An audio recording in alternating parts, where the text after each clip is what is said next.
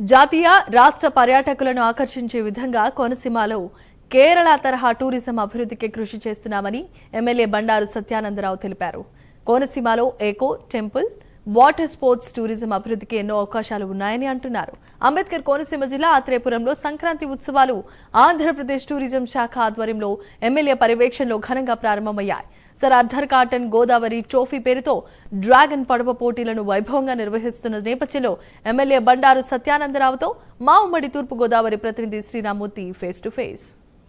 ప్రభుత్వం AP tourism శాఖ ఆధ్వర్యంలో ఆత్రేయపురంలో సంక్రాంతి ఉత్సవాలు చాలా ఘనంగా ప్రారంభమై సంక్రాంతి ఉత్సవాల పేరుతో ఇక్కడ డ్రాగన్ పడవ పోటీలు, అలాగే స్విమ్మింగ్ పోటీలు, ముగ్గులు పోటీలు చాలా అంగరంగ వైభవంగా ఈరోజు ఉదయం ఎమ్మెల్యే బండారు సత్యానందరావు ఆధ్వర్యంలో ప్రారంభమయ్యాయి. ఇక్కడ జిల్లా కలెక్టర్ మహేష్ కుమార్, జిల్లా ఎస్పీ రాహుల్ మీనా మొత్తం అతిథులందరూ హాజరయ్యారు. అలాగే ఒక్కొక్కరు కూడా రాష్ట్ర అతిథులు కూడా ఇక్కడికి వస్తున్న పరిస్థితుంది. ఈ నేపథ్యంలో ఈ ప్రారంభమైన నేపథ్యంలో రేపు ఎల్లుండి ఈ కార్యక్రమాలు ఎలాగ జరగబోతున్నాయి, ఒక సంక్రాంతి సందడి శోభ ఇప్పటికే సంతరించుకున్న ఆత్రేయపురంలో ఇప్పుడు ఎలాంటి ఏర్పాట్లు చేశారో ఎమ్మెల్యే బండారు సత్యానందరావు గారిని కలిసి మాట్లాడదాం. చెప్పండి, ఏ విధంగా ఇక్కడ ఏర్పాట్లు చేశారు, ఇంత ఘనంగా ఉత్సవాలు జరగడానికి మొత్తం ఈ ప్రాంతంలో ఎట్లాగా సహకరిస్తున్నారు? ప్రస్తుతం అయితే ఈ రోజు స్విమ్మింగ్ పోటీలు జరిగాయి, రేపు ఎల్లుండి ఏం జరగబోతున్నాయి, వీళ్ళకి ఎలాంటి ట్రోఫీలు అందించున్నారు? కొత్తపేట నియోజకవర్గం కోనసీమ ప్రాంతంలో ఆత్రేయపురం మండలంలో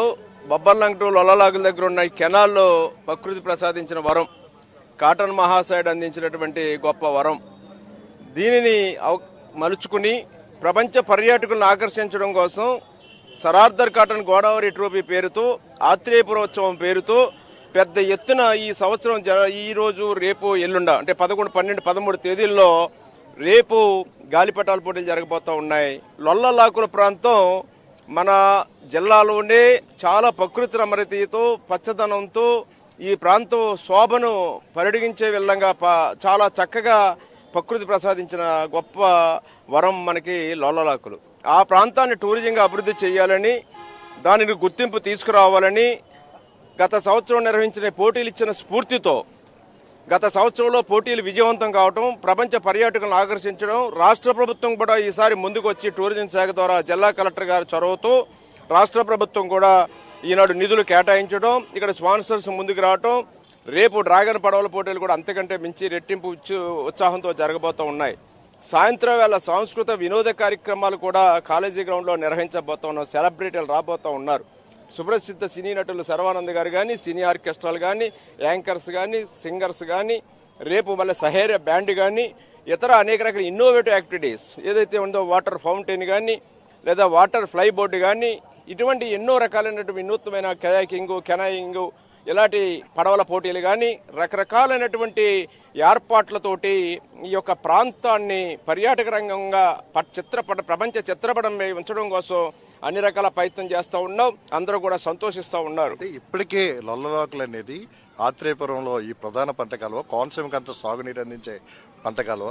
దీని ఆధారంగా ఇప్పటికే ఎన్నో సినిమాలు ఇక్కడ చిత్రీకరించిన పరిస్థితి ఉంది. అంటే ఇప్పటికైనా రాష్ట్ర ప్రభుత్వం దృష్టికి మీరు ఏ విధంగా తీసుకెళ్లబోతున్నారు? ఈ కెనాల్కి ఏదైనా ఒక రివిట్మెంట్ కట్టించి ఈ రోడ్లు అభివృద్ధి చేసి, ఈ ఎన్నట్లకి కూడా రోడ్డు మార్గం లేకపోతే, సరైన రోడ్డు మార్గం లేకపోతే ఈ అభివృద్ధి సరిగ్గా ఉండదు, పర్యాటక అభివృద్ధి. ఎట్లాగా మీరు కొత్త ప్రణాళిక కోసం కూడా చక్కటి ప్రణాళిక రూపొందించబోతోంది ఎన్డీఏ కూటమి ప్రభుత్వం. నారా చంద్రబాబు నాయుడు గారు, పవన్ కళ్యాణ్ గారు, మోడీ గారి నేతృత్వంలో గోదావరి డెల్టా మోడరైజేషన్ ఏదైతే కాటన్ మహాశయుడు ఆనాడు మనకు ప్రసాదించినటువంటి 10 లక్షల ఎకరాలకు 3 డెల్టాల కింద ఉన్న గోదావరి డెల్టా ఈ ఆయకట్టునంతా కూడా స్థిరీకరించడం కోసం, కొత్తగా అధునాతనంగా మోడర్నైజేషన్ చేయడం కోసం కూడా ప్రణాళికలు సిద్ధమవుతున్నాయి. లైడర్ సర్వే ఆదేశించడం జరిగింది. ఒక పక్క టెంపుల్ టూరిజం, దేవాలయ దర్శనాన్ని అన్ని దేవాలయాలు దర్శించేలా ఇప్పటికే ఏర్పాట్లు చేయడం జరిగింది. మరొక పక్క ఈ యొక్క పర్యాటకులను ఆకర్షించేలాగా రిసార్ట్స్ కానీ, హోమ్ స్టేలు కానీ, లేదా వాటర్ స్పోర్ట్స్ కానీ రకరకాలైనటువంటి ప్రకృతి రమణీయతని వినియోగించుకుని పచ్చదనాన్ని, ఈ చక్కటి కాలువల వ్యవస్థని, ఈ గోదావరి వశిష్ఠ గోదావరి నడుమ కొలువై ఉన్నటువంటి ఈ కోనసీమ ప్రాంతాన్ని తీర్చిదిద్దాలనే ఆలోచనతో ఇప్పటికే చాలా ఆలస్యమైంది. దీని మీద దృష్టి సారించలేకపోయాం. ప్రభుత్వం దృష్టి సారిస్తుంది. మా శాసనసభ్యులు మేము కానీ, జిల్లా కలెక్టర్ గారు కూడా ప్రోత్సహిస్తున్నారు. జిల్లా యంత్రాంగం, అదేవిధంగా ఎన్డీఏ కూటమి నేతలు అందరూ కూడా ఏ నియోజకవర్గంలో ఉన్న ఒక పర్యాటక రంగాన్ని ముందుకు వెళ్తా ఉన్నాం. దీన్ని దిగునికృతం చేస్తాం. ఇంకా ఇంకా ఇంకా ఇంకా ముందుకు ప్రతి సంవత్సరం పెంచుకుంటూ వెళ్తాం. పర్యాటక రంగాన్ని అభివృద్ధి పరుస్తాం. ఇది బండారు సత్యచంద్ర గారు చెప్తున్నది. ఏదైతే ప్రధాన పంట కాలం ఉందో సాధారణంగా స్విమ్మింగ్ పోటీలు అనేవి పంట కాలంలోని నదుల్లోని చాలా తక్కువగా జరుగుతాయి. అయితే ఇక్కడ చాలా ప్రవాహం చాలా ఎక్కువగా ఉన్నప్పుడు కూడా ఇక్కడ ఈత పోటీలని 1000 మీటర్లు ఇక్కడే పెట్టడం చూసాం. అయితే ప్రస్తుతం కోనసీమ ప్రాంతాన్ని కేరళ తరహాలో పర్యాటకంగా అభివృద్ధి చేయడమే ప్రత్యేక ప్రణాళికతో ముందుకు వెళ్తున్నట్టుగా ఎమ్మెల్యే బండారు సత్యచంద్ర చెప్తున్నారు.